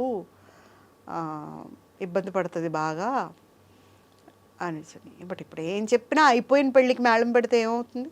వేస్ట్ అవుతుంది. అదేదో ముందు చెప్పు ఉండాలి, ఇలా కరెక్ట్ కాదని. మీ ఆఫీస్లో ఉన్న వ్యక్తి గురించి ముందు మీరు చెప్పకుండా అయిపోయిన తర్వాత చెప్తే, పెళ్ళెప్పుడైనా చెప్పాలి కదా కనీసం, చెప్పలా. తర్వాత అతని మెంటాలిటీ ఏంటంటే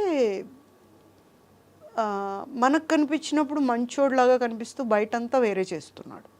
నాకు అర్థమైంది ఏంటంటే, ఫైన్ డే నాకు అర్థమైంది ఏంటంటే ఇతను బయట వేరే చేస్తూ లోపల ఒకలాగా ఉన్నాడు. ఈ లోపల ఉన్నదానికి మొత్తం ఫ్యామిలీ పడిపోయాం. మా అన్నయ్యని నెగ్లెక్ట్ ఒకడే కొడుకు మా అన్నయ్య, మా అమ్మ నాన్నకి. మా అన్నయ్యని నెగ్లెక్ట్ చేసి అతనికి ఎక్కువ ఇంపార్టెన్స్ ఇచ్చారు. అయినా తన పని తను చేసుకుంటూ పోతున్నాడు బయట. అంటే బయట ఏమో జరుగుతుంది అనే విషయం ఇప్పుడు నా నోటీస్కి రాలా. అంటే నేను ఎప్పుడైతే పెళ్ళయిందో నేను అర్థం చేసుకోలేకపోయాను, నన్ను కట్ చేస్తున్నాడు, నా ఇండస్ట్రీతో నా సంబంధాలు కట్ చేస్తున్నాడు అని నేను చాలా లేట్గా తెలుసుకున్నాను. తరువాత ఇంకా కండిషన్డ్ లైఫ్ మొదలయ్యేటప్పటికి I'm inside of the house. నేను ఎవరితో మాట్లాడకూడదు, నా లెవెల్ పెరగకూడదు, నా లెవెల్ చూపించకూడదు, ఓకే, అండ్ నా లిమిట్స్లో ఉండాలి, హౌస్ వైఫ్ లాగా ఉండాలి అనే ఒక కండిషన్ వచ్చింది. అంటే మీ సినిమాల్లో నటించడం ఇష్టం లేదు? ఇష్టం లేదు. ఎందుకు ఇష్టం లేదు? మళ్ళీ డబ్బులు కావాలిగా, ఇష్టం లేదు. మనల్ని ఎవరు, ఇప్పుడు మన ఇద్దరు వెళ్తుంటాం, నేను తను, ఎవరైనా వచ్చి నమస్తే మేడం, బాగున్నారు మేడం, మీరు భలే చేస్తారు మేడం, మేడం అట్లా మేడం అంటారు కదా. సో ఇక్కడ ఇంపార్టెన్స్ లేదు. అంటే యూఆర్ ఏ జీరో నా పక్కన. అది తట్టుకోలేకపోయాడతాను. తర్వాత ఇండస్ట్రీకి సంబంధించి ఒక స్టూడియో తీసుకొని రికార్డింగ్ రికార్డింగ్ అది పెట్టిన ఒక స్టూడియో తీసుకొని అక్కడ డెవలప్ అయ్యాడు బాగా. మోసాలు చేయటం, ద్రోహాలు చేయటం, నేరాలు చేయటం అని నేర్చేసుకున్నాడు అక్కడ. నెలల కొద్దీ ఇంటికి వచ్చేవాడు కాదు.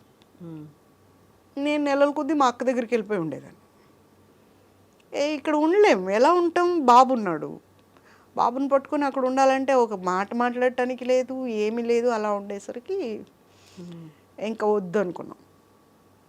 ఇంకా మాట్లాడటం వేస్ట్ అని అసలు మాట్లాడలేవు.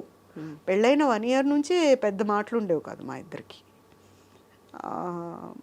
ఇంకా ఒకసారి పెద్ద యాక్సిడెంట్ అయింది తనకి. చచ్చిపోయాడు. పడుకొని పెట్టింది కూడా ఒక బ్లడ్లో, స్ట్రెచ్చర్ అంతా బ్లడ్ అయిపోయింది. ఆ బ్లడ్లో ఒక మనిషి ఉన్నాడు, ఇతను. నేను ఆ రోజు వెళ్ళకపోతే తనకు లైఫ్ లేదు. తనని మళ్ళీ లేచి నుంచోబెట్టడానికి డాక్టర్స్ నాకు చెప్పింది 1 year పడుతుందని. నేను 3 నెలల్లో నుంచోబెట్టాను. లేచిన తర్వాత, ఏంటి పెద్ద పోజు కొడుతున్నావు, ఏం చేసావని నువ్వు అన్నాడు. వెనక్కి తిరిగి చూసాడు. నేను ఏం చేసినా ఇది చేశానని చెప్పుకునే అలవాటే లేదు నాకు. ఏం చేశాను, ఏం చేయలేదు, ఏమీ కాదు. ఇంకొకరు ఇరక్కొట్టకుండా చూసుకో చాలు అని చెప్పాను. కరెక్ట్గా 10 రోజులకు మళ్ళీ ఇంకోళ్ళు ఇరక్కొట్టారు. మళ్ళీ బ్లడ్ కారుతూ వచ్చాడు. నాకు యాంటీబయాటిక్ కావాలి. డాక్టర్స్ దగ్గరికి వెళ్ళి ఇస్తారు, నేను రిస్క్ చేయను, ఎందుకంటే నీకు ఆల్రెడీ ఆపరేషన్ అయింది. దాంట్లో ఏదైనా మనకు తెలిసిన మెడిసిన్ ఇచ్చామనుకో, అదేమన్నా తిరగబెట్టింది అనుకో, అదేమన్నా అయిందంటే నా మీదకి వస్తుంది. అటు పోయి మెడికల్ స్టోర్కి పోయి తెచ్చుకున్నాడు మెడిసిన్. సో అలాంటి క్యారెక్టర్ తను. And he won't give any importance to the person. నా భార్య, నా పిల్లాడు, బాగుంటాడు. ఎవరైనా ఒకసారి చూస్తే మళ్ళీ చూడకుండా ఉండలేరు, అలా ఉంటాడు. అలాంటి పిల్లాడిని పట్టించుకోడు. మా నాన్నగారు చనిపోయేదాకా ఉన్నాడండి బాగా. తర్వాత అన్నీ వేసుకొని పారిపోయాడు. ఒక ఫైన్ డే జంప్. అయితే జంప్ అయ్యాడని కూడా తెలియదు మనకి. తర్వాత ఒక 1 month ఏమో రాలా, అంటే నెలల కొద్దీ రాడు కదా, అలవాటే. సో ఏంటంటే మా అక్కకు ఏమో ఫోన్ చేశాడు, ఇంక మేట నాకు సంబంధం ఉండదు, నేను సపరేట్గా ఉండిపోతున్నాను, నేను వెళ్ళిపోయాను అని చెప్పి. మా అక్క వచ్చింది. అప్పుడు వచ్చి వాళ్ళ ఆఫీస్కి వెళ్ళి మాట్లాడితే, అంత పొగరమోతు నేను చూడలేదు. ఎక్కడ పొగరమోతు, ఇండస్ట్రీ వదిలేసి ఇంట్లో కూర్చుంటే తాళం పెట్టుకుపోయింది, ఎక్కడ పొగరమోతు. ఎందుకు అంటే బాబున్నాడు చేతిలో, అందుకని. లేకపోతే అప్పుడు కూడా వినేదాన్ని కాదేమో, అంతే మొండిగా ఉండేదాన్నేమో. మా బాబు అక్కడ తగ్గేలాగా చేశాడు, అంతే. వెళ్ళిపోయిన తర్వాత ఐ థింక్ 2 yearsకేమో ఒక వృద్ధ జంట, నేను పైన ఫస్ట్ ఫ్లోర్లో ఉండేదాన్ని, స్టెప్సే, లిఫ్ట్ ఉండేది కాదు, ఎక్కలేక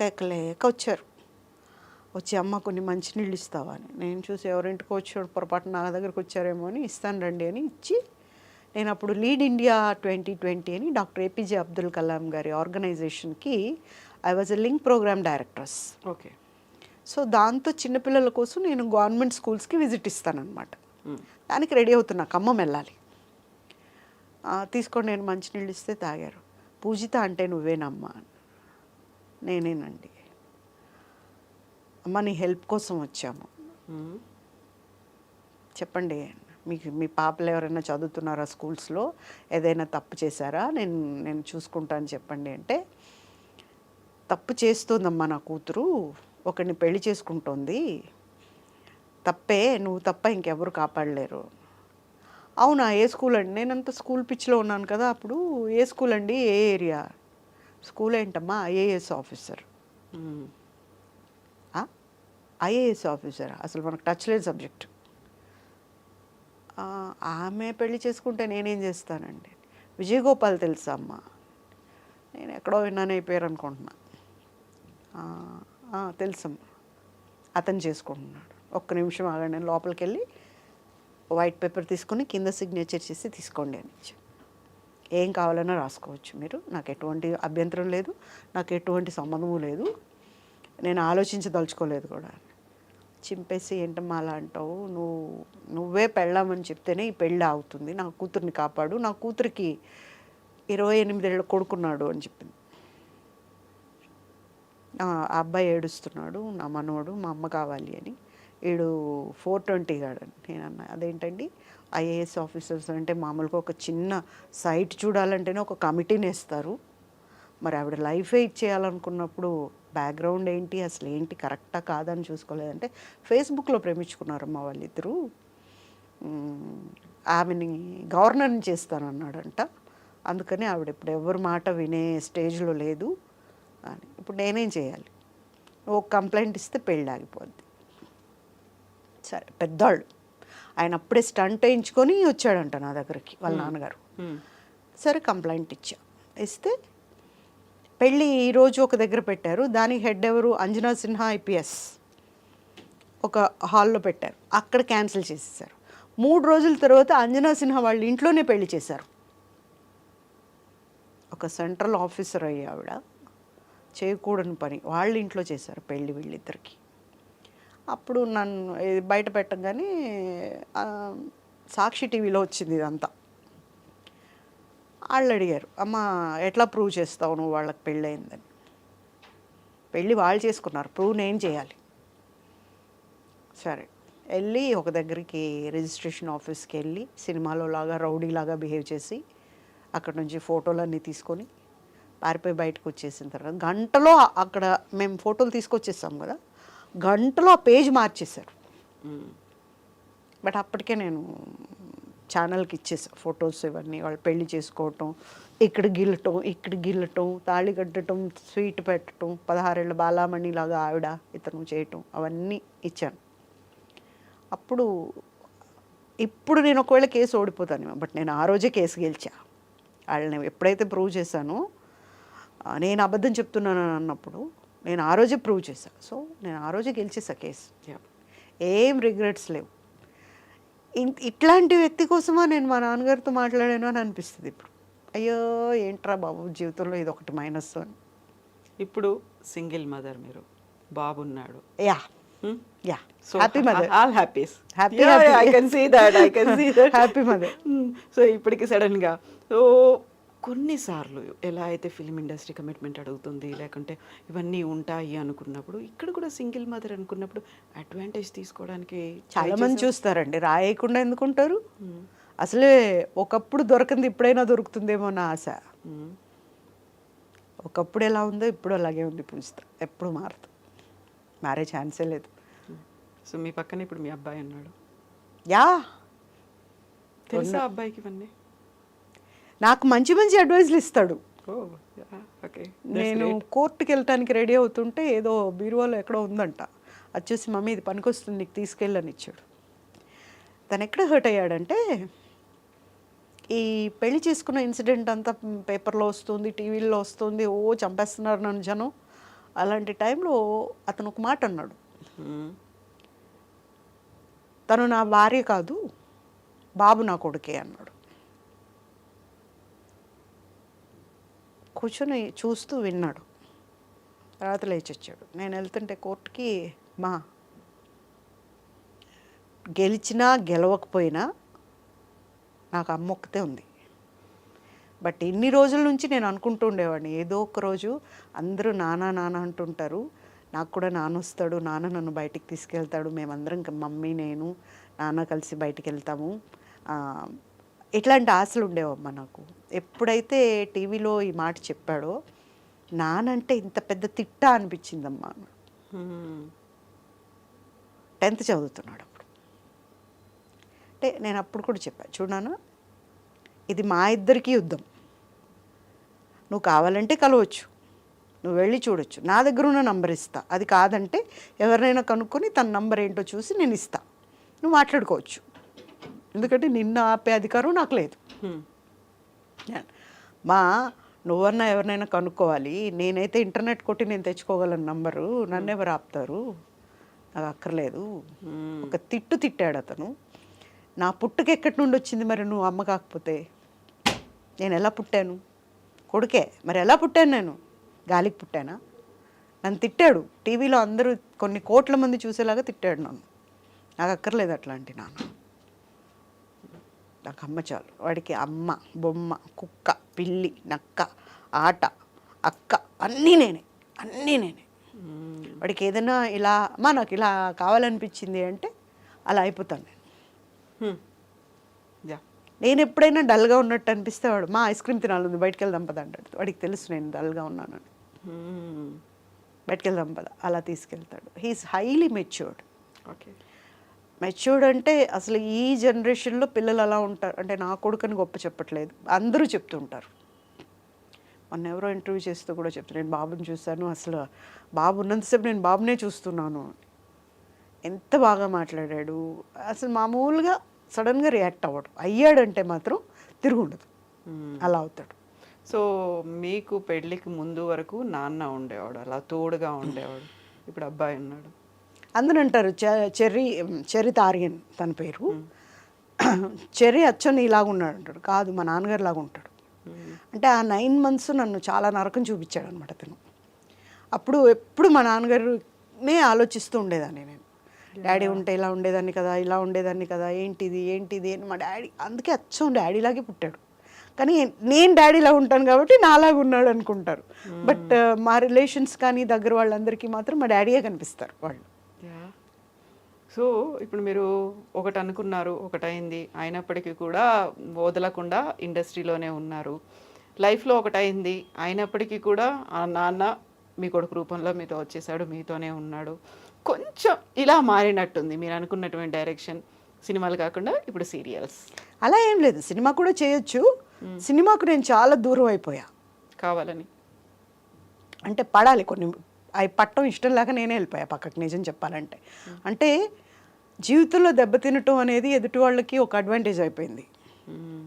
ఆ అడ్వాంటేజ్కి నేను ఆజ్యం పోయలేను. I'm not ready for that. So తర్వాత కూడా నేను ఒక 2 years అలా ఉండిపోయా ఏం చేయకుండా.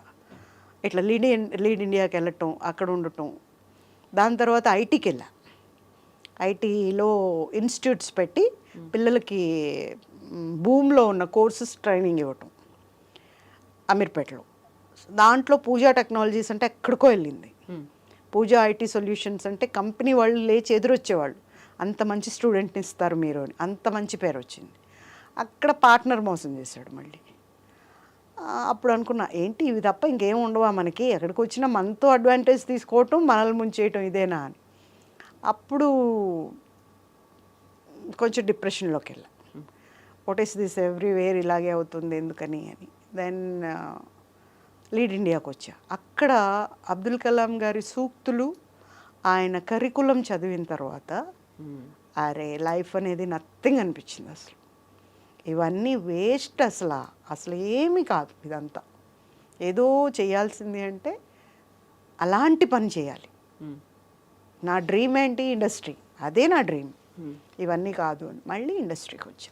ఇప్పుడు సీరియల్ చేసినా కూడా నాకు ఇండస్ట్రీలో, సినిమా ఇండస్ట్రీలో ఎలాంటి పేరు వచ్చిందో సీరియల్స్లో కూడా అలాగే వచ్చింది. ఇప్పుడు నేను చేసిన క్యారెక్టర్ ఉంది కదా, అబిత కుచలాంబ, కుచ్చు, అసలు ఒక ఊపు ఊపింది. అది కూడా సడన్గా ఎందుకు ఆపేశారు. ఎందుకు ఆగిపోయింది అలా? అది వాళ్ళకి ఏం ప్రాబ్లమ్స్ ఉన్నాయో మనకు తెలియదు, కానీ నాకు తెలిసి ఏదో హీరో వల్ల అని వచ్చింది టాక్. మరి అవునో కాదో నాకు తెలియదు. All of you sudden even ఒక 10 రోజుల ముందు కూడా కాదు, రేపు ఆగిపోతుంది అనగా ఇవాళ చెప్పటం. అలాగా ఏదో ఛానల్కి ప్రాబ్లం వచ్చి ఆపేశారు. అది ఇంకా వేరేది ఇంకా కమిట్ అవ్వలేదు నేను. అలాంటివి రావాలి మళ్ళీ. So I'm waiting. A offer వచ్చినా ఏదైనా రెడీ? ఏదైనా అంటే ఎలా చేస్తామండి, మనకు నచ్చాలి కదా, మనకు నచ్చింది వస్తే చేస్తాను. ఏదైనా అంటే ఇప్పటికి చాలా వచ్చినాయి, అలా కాదు. మనకంటూ ఇంపార్టెన్స్ ఉండాలి. మనం చేస్తే పూజితను ఎందుకు పెడతారు, నెగటివ్ క్యారెక్టర్, కానీ నా కళ్ళు బాగా పలుకుతాయి అంట. సో అలాంటివి పెడతారు, కళల్లో భావం. నెగటివ్ రోల్స్ ఎక్కువ ఉంటాయి. ఇది ఏంటంటే నవరసాలు ఉన్న క్యారెక్టర్ నేను చేసింది మొన్న. సో ఇప్పుడు అందరూ మళ్ళీ అలాంటి క్యారెక్టరే కావాలి అని చూస్తారు. అది కరెక్ట్ కాదు. అవును, ఒకసారి పడ్డ క్యారెక్టర్ మళ్ళీ ఎలా పడుతుంది, అది ఎందుకో. ఒక మూమెంట్లో షీఈస్ ది మెయిన్ అనమాట. మొత్తం గేమ్కి తనే లీడ్. ఆమె లేదు అంటే ముందుకు పోదేమో అన్న మూమెంట్ కూడా వచ్చింది దాంట్లో. అలాంటి మూమెంట్ ఫేస్ చేసిన క్యారెక్టర్ అది. Really I'm greatly thankful to the producers and to the channel also. చాలా మంచి క్యారెక్టర్ వస్తుంది మళ్ళీ అలాంటివి కాకపోయినా. బట్ అది అబ్రప్ట్గా అది కూడా ఆగిపోయింది. ఆగిపోయింది. సో ఇన్ని ఎదురు దెబ్బలు, ఇన్ని ఆటుపోట్లు, ఇవన్నీ ముందుకెళ్ళడానికి మొండి పట్టుదలతో పాటుగా ఒక ధైర్యం అనేది కూడా ఉండాలి కదా. ఆ ధైర్యాన్ని ఎవరిస్తున్నారు, ఎక్కడి నుంచి వస్తుంది ధైర్యం? ఫస్ట్ నుంచి కూడా చిన్నప్పటి నుంచి ధైర్యంగా ఉంటానండి నేను. ఒకరి ఇన్ఫ్లుయెన్సే లేదు నా మీద. ఏ డెసిషన్ తీసుకోవాలన్నా ధైర్యంగా తీసుకుంటాను. తప్పో ఒప్పో తీసేసుకోవటమే, ఎవ్వరు అనేది ఏమి ఉండదు. ఇప్పుడు బాబున్నాడు అన్న మాట తప్ప ఆ, మామూలుగా నేను తీసుకున్న డెసిషన్స్ చెర్రీకి కూడా తెలుసు. మీ అమ్మాయి ఇలా తీసుకుంది అని ఎవరైనా అన్నారనుకో, తీసుకుంది కదా, దాంట్లో కొత్త ఉంది, తీసుకుంటుంది అంటాడు. అంతే తప్ప ఎక్కడి నుంచి అబ్జెక్షన్ రాదు. అలాగే భయం అనేది నాకు చిన్నప్పటి నుండి లేదు. ఓకే, అంత దూరంలో ఉండుంటుందేమో నాకు. ఎంత నన్ను ఏదో చేస్తారు అన్న భయం మా అబ్బాయికి ఉంది, నాకు లేదు. ధైర్యంగానే ఉన్నాను. భక్తి ఎక్కువ, బాగా. చాలా పూజలు నాన్నగారు నేర్పారు, బాగా చేస్తాం, పూజలు ఎక్కువ చేస్తాం. రోజు ఎవ్రీడే 2 hours చేస్తాను. మార్నింగ్ పూజ చేయకుండా బయటికి రాను. బాగా దండం పెట్టుకొని బాగా దేవుడిని, అందరూ బాగుండాలి. నమ్మకాలు కూడా ఎక్కువ అంత లేదు మరి. పూజ చేస్తాను. నమ్మకం అంటే మనం చేసే పని గట్టిగా మనం చేసామంటే పని అవుతుంది, అంతే తప్ప పూజ వల్ల అవుతుందని. పూజ అనేది మనకు ఒక మనశ్శాంతి. ఆ మూమెంట్లో వేరే ఏ ఆలోచన రావు. ఒక భగవంతుడు కనిపిస్తూ ఉంటాడు, నీతో ఉన్న కాసేపు నేను హాయిగా ఉన్నాను అన్న ఫీలింగ్ ఉంటుంది. బయటికి రాగానే ఆలోచనలు వచ్చేస్తాయి. వంట చేయాలి, అది చేయాలి, ఈ పని చేయాలి, ఆ పని చేయాలి, బయటికి వెళ్ళాలి, ఇవన్నీ పనులు తర్వాత వస్తాయి. బట్ పూజ చేసేటప్పుడు మాత్రం దేవుడే కనిపిస్తాడు, ఇంకేం ఉండదు. కాకుండా మెళ్ళో ఒక నల్ల తాడు ఉంది, చేతికి కూడా ఎర్ర తాడు ఒకటి. ఇదేమో దిష్టి అంటండి, మా అక్కేసింది దిష్టి తగులుతుందని. ఇదేమో దేవుడిదండి. 2 ఉన్నాయి అక్కడ, నల్లది ఒకటి ఉంది, ఇది లక్ష్మీదేవిదండి. ఒక వ్రతం చేస్తే కట్టారు. ఇదేమో ఇది చాలా మంచిదంట, వేసుకోవాలి అని చెప్పి ఒక స్వామీజీ వేశారు, అంతే. సో ఇప్పుడు మనం అన్ని ఆటుపోట్లు వీటన్నిటి గురించి మాట్లాడుకున్నప్పుడు మీకంటూ కొంతమంది ఫ్రెండ్స్ ఉంటారు, సర్కిల్ ఉంటుంది. పర్లేదు పూజ, మేము ఉన్నాము. ఎంతమంది ఉన్నారు అలా? ఎవరు లేరు. ఎవరు లేరా? ఇండస్ట్రీలో, పర్సనల్గా, ఫ్యామిలీలో? అక్క, తర్వాత అక్క పాప, డాక్టర్ పాప, తిరుపతిలో ఉంటుంది. My best friend I can say ఆ పాప. మీ కాంటెంపరీస్ కావచ్చు, మీతో పాటు సినిమాల్లో చేసిన వాళ్ళు కావచ్చు, ఎవరు లేరు. ఇండస్ట్రీ నుంచి ఎవరు లేరు. ఇప్పుడు సీరియల్స్ చేస్తున్నారు, ఎవరు లేరు. ఎందుకలా? పూజ వాళ్ళతో అందరితో కూడా నేను అందరితో మాట్లాడతాను, అందరితో హ్యాపీగా ఉంటాను. బట్ ఎవరు నాకు థిక్ అవ్వలేదు. అంటే నా మెంటాలిటీ వాళ్ళకి కరెక్ట్ కాదు. ఎందుకంటే మొహన్ చెప్తాను కదా, అది కరెక్ట్ కాదు వాళ్ళకి. బట్ నేనేం చెప్తాను, ఇప్పుడు మేకప్ టిప్స్ ఉంటాయి. ఇప్పుడు వచ్చిన వాళ్ళకి పూసేస్తుంటారు టపా టపా టపా అని. మేకప్ చేసుకునేటప్పుడు కటింగ్స్ ఉంటాయి ఒరిజినల్గా. ఆ కటింగ్ చేస్తేనే మనకు ఒక ఫేస్ వస్తుంది. అది ఒరిజినల్గా మనకు ఇండస్ట్రీకి కావాల్సిన ఫేస్ అది. ఇప్పుడు అలా ఉండదు, పూసేస్తారు, బాగా పూసేసుకొని ఏమంటే తగిలిచ్చేసుకొని వస్తుంటారు. అప్పుడు నాకేం కనిపిస్తుంటే ఆ కటింగ్ లేనిది కనిపిస్తూ ఉంటుంది చూడంగానే. ఈ కటింగ్ పోతే ఈ అమ్మాయికి ఇది తగ్గుతుంది, ఈ కళ్ళు లోపలికి వెళ్ళిపోయినాయి, ఇక్కడ డెప్త్ పెంచాలి, ఇలాంటివన్నీ నాకు అవసరమా? నేను చెప్తా, అమ్మ అది పెంచుకో బాగుండదు, లేకపోతే నీకు అలాంటివి చెప్పినవే వాళ్ళకి వచ్చి ఉంటాయి ఆల్రెడీ. ఈ కళ్ళు ఏంటి అలా ఉన్నాయి, నీకు ఏంటి ఇలా ఉన్నాయని. బట్ ఆ చెప్పటం అనేది వాళ్ళకి బాధ అనిపిస్తుంది. నేను ఇంకా టిప్స్ కాదు, నా దగ్గర ఏమైనా ఉంటే అది కూడా ఇస్తా, ఐటమ్ ఇది రాసుకో, ఇది బాగుంటుంది, దీనివల్ల రాదు అని. నేనేం డబ్బులు తీసుకోను, అలాగా ఇచ్చేస్తా. బట్ సెట్ అవ్వను. అన్నాను కదా, అనుకుంటూ ఉండలేను. నేను అనుకుంటా నాకు ఎందుకు వచ్చిన గోవాలని కూర్చోవచ్చు కదా నేను అని. మామూలుగా గేమ్ ఆడుకుంటూ ఉంటా ఎప్పుడు. నేను ఏం ఆడతారు? ఏం గేమ్? క్యాండీ క్రష్ ఆడుతూ ఉంటా. ఓకే, ఇంకా అక్కడే ఉన్నారా? ఇంకా మీరు ముందుకు వెళ్ళలేదు, క్యాండీ క్రష్ దగ్గర ఆగిపోయారు? అంటే ఆ ఒక గేమ్ ఆడేసరికి లేపుంటారు, ఇంకేం ఆడతాం వేరే గేమ్. షార్ట్ గ్యాప్, ఆ గ్యాప్లో ఒక్కటి కూడా ఫినిష్ అయి ఉండదు. ఓకే, ఇప్పుడు 32 yearsగా అశోక్ కుమార్ గారు తెలుసు, వాళ్ళ ఫ్యామిలీ కావచ్చు, వాళ్ళు ఫ్రెండ్సా, పరిచయమా, ఏంటది? ఇండస్ట్రీకి వచ్చినప్పుడు కో ఆర్టిస్ట్గా తెలుసు. తర్వాత మేము కళంకిత అనే దాంట్లో నేను అశోక్ చేశాము. నేను హీరోయిన్, తను ప్రొడ్యూసర్. దాంట్లో ఆ జర్నీ ఎక్కువ ఉన్నింది. తర్వాత కూడా ఈరోజు కూడా నా ఆప్యాయంగా ఎరా పూజీ, నా డార్లింగ్, నా బుజ్జి ఇట్లా పిలుస్తాడు తను. సో దాంట్లో ఎవరైనా వీళ్ళు ఏంటి డార్లింగ్ అన్నాడే అన్న ఆలోచన ఎవరికైనా వస్తుందేమో, కానీ అదొక ఆత్మీయత. అంతే, నాన్నలేరు కదా, సో నాన్నలాగా పిలిచేవాళ్ళు ఉన్నారు అని. బట్ నీకేం జరిగినా నేను ఉంటాను అట్లా కాదు.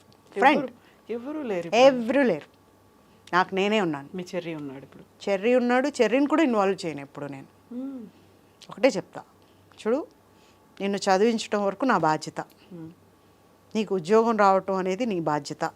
అంటే నువ్వు పర్సంటేజ్ ఎక్కువ తెచ్చుకుంటే నువ్వు అడగకుండానే నీకు ఉద్యోగం వస్తుంది. ఇప్పుడు మనకున్న ఆస్తి అంతా పోయింది, ఒకరి ద్వారా వెళ్ళిపోయింది, అది నీకు తెలుసు, అంతా తెలుసు. అది వస్తుందా రాదా అనేది దేవుడికి తెలుసు. అది రావాలి అనేది మన ఆశ.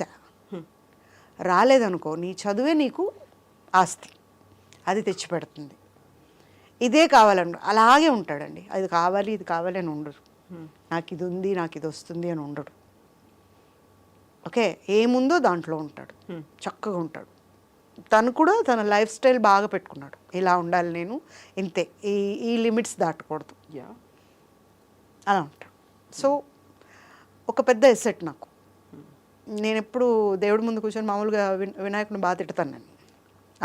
మాట్లాడతారా అని అడగబోదన్నాను, మీరు తిడతానని చెప్తున్నారు. మీరు మాట్లాడతానంటే వంట చేసేటప్పుడు అప్పుడంతా చెప్తూ ఉంటాను, అన్ని దేవుళ్ళతోనే మాట్లాడుతుంటా, మా డాడీతో మాట్లాడుతుంటా, వినాయకుడిని తిడుతుంటా. ఎప్పుడైనా బాగా లడ్డూలు పెట్టినప్పుడు మాత్రం బాగా నవ్వుతూ ఉంటావు, లడ్డూలు పెట్టిన రోజు ఇలా పెట్టుకొని చూస్తావు, ఏం చేస్తున్నావు అసలు, ఒక్కటన్నా పనికొచ్చే పని చేస్తావు, ఒక్కటి చెయ్యవు, ఏది అడుగుతానో అది చేసావా అసలు నువ్వు అని ఇలా తిడుతూ ఉంటా. నేను వచ్చానంటే వాళ్ళు ఎలా ఉంది, మూడు బాగానే ఉందా అని చూస్తుంటాడు ఆయన. తిట్లు పడతాయా లేకపోతే లడ్డు పెడుతుందా అని. Okay okay. సో అలా ఈరోజు ఎలా ఉంది మూడు? బాగుందండి, చాలా బాగుంది కదా. ఇవాళ ఇంటర్వ్యూకి వస్తున్నాను అన్నప్పుడు నిజం చెప్పాలంటే నేను చాలా నెలలు అయిపోయింది ఇంటర్వ్యూలు మానేసి. ఎందుకు అంటే కెలుక్కుంటూ ఉన్నట్టు అనిపిస్తుంది. వదిలేసాం మనకెందుకు అన్నప్పుడు మళ్ళీ దాన్ని అడుగుతాం, దాన్ని చెప్తాం. మనం తప్పు చేసాం, తప్పు కనిపిస్తుంది, నేను తప్పే చేయలేదు అని చెప్పుకోవాలనుకున్న దాన్ని తప్పు చేశాను అని చెప్పుకోవాల్సి వస్తుంది. సో ఎందుకు ఇవన్నీ అన్న దీంట్లో అనిపించింది. బట్ చాలా రోజుల తర్వాత సరే అందరిని ఒకసారి పలకరిద్దాం. మామూలుగా వ్యూయర్స్ కానీ ఆడియన్స్ కానీ ఒకటి ఎక్స్పెక్ట్ చేస్తూ ఉంటారు, నేను వచ్చానంటే ఒక నిజంతో వస్తాను, అబద్ధం చెప్పను అని. వాళ్ళు నాకు ఇచ్చిన వరం అది. వాళ్ళని పూజిత గారు మాట్లాడుతున్నారంటే ఏదో పట్టుకొచ్చారు, నిజం ఉంటుంది, చెప్పండి చెప్పండి అని కింద ఉంటాయి కామెంట్స్. అయితే ఇప్పుడు మనం కెలుక్కోలేదు, ఊరికి అలా రబ్ చేసినట్టున్నాం. In the sense what I mean to say is, ఒక డైరీలో కొన్ని పేజీలు తీసేయాలి, కానీ డైరీలో అది కనిపిస్తుంది, పేజీలు తీసేసినట్టుగా కనిపిస్తుంది కదా. ఆ కనిపించకూడదు, ఏదో ఒక దరిద్రం అనుకున్నాం మనం, అది కనిపించకుండా ఉంటేనే బాగుంటుంది, కానీ కనిపిస్తుంది. కనిపించేంత తప్పు చేసాం మనం, అంత బాగా చింపాం పట్టిదని అని, అది కనిపిస్తూనే ఉంటుంది. ఏదో లైట్గా తీసేసి ఇలా అంటే ఏదో ఇట్లా తిప్పేసినప్పుడు కనిపించలే అనేలాగా లేదు. లెట్ ఇట్ బి అని వదిలేస్తే అది అలా కలిసిపోయేది. ఇది ఒకవేళ నేను మర్చిపోయినా ఎక్కడికైనా వెళ్తాను కదా, అమ్మా మీ ఇంటర్వ్యూస్ బాగుంటాయమ్మా, అమ్మా మీకు తప్పకుండా మీకు మంచి జరగాలమ్మా, మంచి జరుగుతుందమ్మా, మీకు దేవుడు మీ వైపే ఉంటాడమ్మా, ఇలా చెప్తారు కదా. షో అనుకుంటా. అసలు శ్రీకాళహస్తికి వెళ్ళాము దర్శనానికని, దేవుణ్ణి చూడట్లేదు, ఇలా తిరిగిపోయారు రివర్స్. నేనుంటే నాకు ఆ భయం పట్టుకుంది, స్వామి నా తప్పు కాదు ఇది అని. అమ్మ దేవుడి దగ్గరికి వచ్చారు, దేవుడిని చూడండి, నన్ను చూసి మీరు అలా డిస్టర్బ్ అవ్వద్దు ప్లీజ్, నాకు పాపం వస్తుంది, బయటకు వచ్చాక మాట్లాడదాం, ముందు సెల్ఫీలు కూడా తీసుకుందాము, ఇప్పుడైతే ముందు దేవుడిని చూడండి. బయటకు వచ్చాక నిజంగా వాళ్ళంతా జనం అంత చూశారు నా బాధ, ఆ పెయిన్. నువ్వు మాట్లాడింది అంత రియల్గా మాట్లాడావమ్మా. అప్పుడు అనుకున్నా పోన్లే, నన్ను ఓదర్చడానికి మా నాన్న లేరు, నాన్నుంటే నాన్న గుండెల మీద పడుకొని ఏడ్చేదాన్నేమో. బట్ జనం అంతా దగ్గరకు తీసుకున్నారు, అంతకంటే ఏం కావాలి, మేమంతా ఉన్నాం. మీరు అడిగారు కదా ఒక్కరైనా లేరా, అంతమంది ఉన్నారు, చాలు. ఒక మాట ఉంది వాళ్ళు చెప్పడానికి, ఐఎమ్ వెరీ హ్యాపీ. ఒక మనిషే ఉండాలి అని, బాధ తీర్చడానికి ఒక మనిషే ఉండాలని లేదు. ఎంతో చాలామంది తెలుసు నాకు ఇండస్ట్రీలో, 34 ఏళ్ళు ఇండస్ట్రీకి వచ్చి, తెలీదా? తెలుసు. బట్ ఎవరిని కూడా హద్దు దాటింది లేదు, అంత మాట్లాడింది లేదు. కనిపించినప్పుడు మాట్లాడతాను బాగా. ఒక్కొక్కసారి ఇలా బాధలో ఉన్నప్పుడు, డౌన్ అయిపోయినప్పుడు వి నీడ్ ఏ షోల్డర్ అనిపిస్తుంది, పక్కన ఎవరైనా ఉంటే బాగుంది. నా కొడుకున్నాడుగా, నా కొడుకు మించిన షోల్డర్ ఎక్కడ వస్తుందండి, భలేవారే మీరు. మా అబ్బాయి ఉన్నాడు చాలు. ఇప్పుడు పెద్దవాడు అయిపోయాడు, చిన్నప్పుడు కూడా వాడి మీదే పడుకునేదాన్ని. ఇంకోటి తెలుసా మీకు, ఆ బుజ్జి చేతులతో నాకు బువ్వ పెట్టేవాడు, ఇప్పుడు కూడా అంతే, బువ్వ పెడతాడు చక్కగా కలిపి, మా దా పెడతానని. మా ఇద్దరికి గిన్నెలో కలుపు తినే ఒకే దాంట్లో తినేస్తారు, ఒకే దాంట్లో. నేను వాడికి పెడతాను, వాడు నాకు పెడతాడు.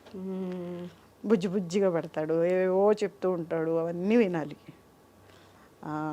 కట్ చేయకుండా వినాలి. చిన్నపిల్లల్ని పెంచడం చాలా కష్టం. నిజంగా చెప్పాలంటే నా జీవితంలో పిల్లలంటే ఇష్టం లేదు నాకు. ఇప్పుడు ఇందులో చిన్నపిల్ల ఎవరు? మీరా? నేను. చెర్రియా? నేను మీరే కదా. నేనే, ఎప్పటికీ నేనే. ఇంట్లో అందరికంటే చిన్నదాన్ని నేనే. మా వంశం అంతా కూడా నన్ను ఈ రోజుకి అలాగే చూస్తారు. మా బాబు వచ్చాక మా బాబు కూడా అలాగే చూస్తారు. మీ నాన్న కదా వచ్చింది నాన్న కాబట్టి తెలుసు. ఎంత ఏమో తెలీదు, నానే అలా చూస్తాడు. ఇంకేదో కావాలను, ఇంకెవరో వచ్చి ఓదార్చాలను అనిపించదు. ఇది చాలా అనిపిస్తుంది. సో బోల్డ్ అంత long story. Yeah yeah yeah జరిగిపోయింది. Sorry, if I made you. No no no no, not at all, not at all. అది scratching or like going deep inside? No, nothing like that. See, ఒక్కసారైనా బయటికి రావాలంట లోపల ఉన్నది. ఆ బయటికి వచ్చేస్తే మళ్ళీ ఒక 2 ఏళ్ళకి హాయిగా ఉంటుంది, నిండిపోయి ఉంటుంది కదా, ఎక్కడ చెప్పుకోవటానికి. ఫ్లష్ అవుట్ చేసేసుకుంటూ ఉండాలి. ఎవరితో ఈ టాపిక్ మాట్లాడడం, ఎవరితో మాట్లాడడం, ఎవరు నన్ను మాట్లాడరు, ఎందుకంటే హర్ట్ చేస్తామేమో అన్న భయం వాళ్ళకు ఉంటుంది. అమ్మాయి నవ్వుతుంది, హ్యాపీగా ఉంది, తను ఎవరిని పట్టించుకోకుండా ఉంది. ఇలాంటప్పుడు ఎందుకు అలాంటివి మాట్లాడటం. కొంతమంది తెలియనప్పుడు అడుగుతారు, ఏమనుకోకుండా మళ్ళీ లాస్ట్లో ఉంటారు, నీలాగా ఉండాలని కోరుకుంటాం మేము లైఫ్ అంతా. చాలామంది ఈ లీడ్ ఇండియాలో నేను చేసిన తర్వాత ఆడపిల్లలందరికీ ధైర్యం నేనే, అందరికీ ఇన్స్పిరేషన్ నేనే. బతికితే పూజా దీది లాగా బతకాలి అంటారు. Okay okay, great compliment. Definitely చిన్నపిల్లలు పైగా. నేను అదే అంట, నేను పడిపోతే నన్ను చేయి పట్టుకొని లేపుతారంటే, మీరు పడిపోరు పూజా దీది, మీరే నిలబెడతారు అందరినీ అంటారు. సో వాళ్ళ కాన్ఫిడెంట్. ముద్దు బంతి పువ్వుతో పోల్చేవాళ్ళు. బా, బంతి పువ్వులాగా ఉందిరా అమ్మాయి, అసలు ఏముంది. ఇప్పుడు రోడ్ రోలర్ వెళ్ళినట్టు ముందు వెనుక ఒకటే ఆకారం. ఏ పువ్వుతో పోల్చాలి? అణిగిపోయిన పువ్వు ఏది ఉండదు వాడిపోతే తప్ప. అసలు ఇదే లేదు అసలు. అమ్మాయి అనేదానికి అర్థమే లేదు, దాంట్లోనే పోగొడుతుంటారు వీళ్ళు. అప్పుడు అనుకుంటాం, ఇప్పుడే ఇట్లా అంటే అప్పుడు అమ్మాయిలను చూస్తుంటే ఎలా అనుకుంటారు వీళ్ళు. అందం అంటే అప్పుడు ఉన్నది, ఇప్పుడున్నది ఏముందండి, ఏం లేదు అసలు. ఐ డోంట్ ఫీల్ బా స్టన్నింగ్ అసలు అనేలాగా అనిపించలేదు. ఎవరు లేరా ఇప్పుడు? ఎవరు లేరండి. తెలుగు అమ్మాయిలని ఎవరు తెస్తున్నారు? తెలుగు అమ్మాయిని? ఎంతమంది తెలుగు అమ్మాయిలు ఉన్నారు? మొన్న ఎవరో ఒక అమ్మాయిని చూసానండి నేను, అసలు నిజంగా మైండ్ పోయేలాగా ఉంది అమ్మాయి. అమ్మాయిని ఎవరు పట్టించుకోలేదు. ఇప్పుడు ఒక అవకాశం మనం అంటూ ఇస్తేనే కదా. చిన్న ఇండస్ట్రీలోనూ అలాగే ఉన్నారు, పెద్ద ఇండస్ట్రీలోనూ అలాగే ఉన్నారు. వెండి తెర మీద తెలుగు వాళ్ళకి అవకాశాలు లేవు, చిన్న తెర మీద అసలే లేవు తెలుగు వాళ్ళకి. సో ఏమో ఇది ఏం గ్లామరో నాకు తెలియదు.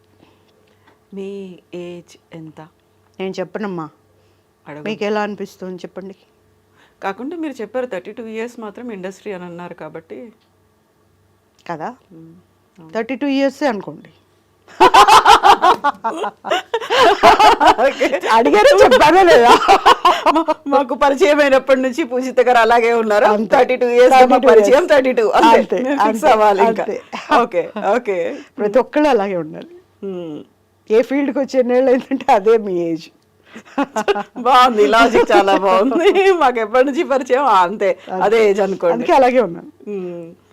ఎస్, ఎప్పటికీ ఇలాగే ఉండండి. Thank you so much. Good wish. మీరు చెర్రీకి best wishes. Thank you so much. వినాయకుడు మీతో అలాగే మాట్లాడుతూ ఉండాలి. మీ కోపతాపాలని అన్నిటినీ ఆయన స్వీకరిస్తూనే భరిస్తూనే మీకు అండగా ఉండాలి. Thank you so much. Thank you.